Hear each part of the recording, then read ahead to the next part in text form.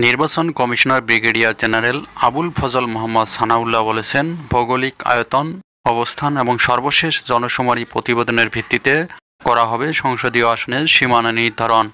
বৃহস্পতিবার নির্বাচন কমিশনের তৃতীয় সভা শেষে সাংবাদিকদের তিনি এসব তথ্য জানান। চাকরিতে পুনর্বহালের দাবি আদায়ে রোববার ২ ফেব্রুয়ারি ২০২৫ সকালে ফের সচিবালয়ের সামনে অবস্থান নেবেন বিগত সরকারের আমলে নানা অভিযোগে চাকরি হারানো পুলিশ সদস্যরা। আজ বৃহস্পতিবার বিকেল ৩:৩০টার দিকে সচিবালয় মোড়ে সাংবাদিকদের এই কর্মসূচির কথা জানান চাকরিচ্যুত পুলিশ সদস্যের প্রতিনিধিরা। এর আগে দুপুর ১টার দিকে স্বরাষ্ট্র উপদেষ্টা লেফটেন্যান্ট জেনারেল অবসরপ্রাপ্ত মোহাম্মদ জাহাঙ্গীর আলম চৌধুরীর সঙ্গে দেখা করার জন্য সচিবালয়ের যান চাকরিচ্যুত পুলিশ সদস্যদের ৫ সদস্যের প্রতিনিধি দল, কিন্তু উপদেষ্টা সচিবালয়ে না থাকায় তার দেখা মেলেনি। দেখা না পেয়ে ফিরে যান তারা।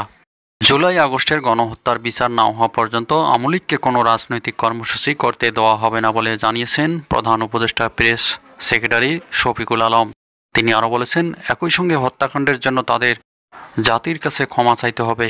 বুধবার ফরেন সার্ভিস একাডেমিতে ব্রিফিংয়ে এসব কথা বলেন প্রধান উপদেষ্টা প্রেস সেক্রেটারি শফিকুল আলম। এ সময় উপস্থিত ছিলেন উপ press secretary Abul Kalam Azad Majumdar, senior সহকারী প্রেস সচিব ফয়েজ আহমেদ, সহকারী প্রেস সচিব সুচিস্মিতা তিথি।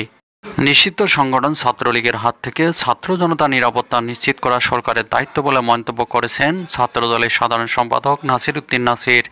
তিনি বলেন, সরকার তাদের দায়িত্ব পালন করতে ব্যর্থ হলে ছাত্র জনতা জুলাই আগস্টের মতোই আবারও রাজপথে নেমে ছাত্রলীগকে প্রতিরোধ করবে। বৃহস্পতিবার বেলা ১২টার দিকে নিজের ভেরিফাইড ফেসবুকে দীর্ঘ এক পোস্টে নাসিরউদ্দিন একথা বলেন।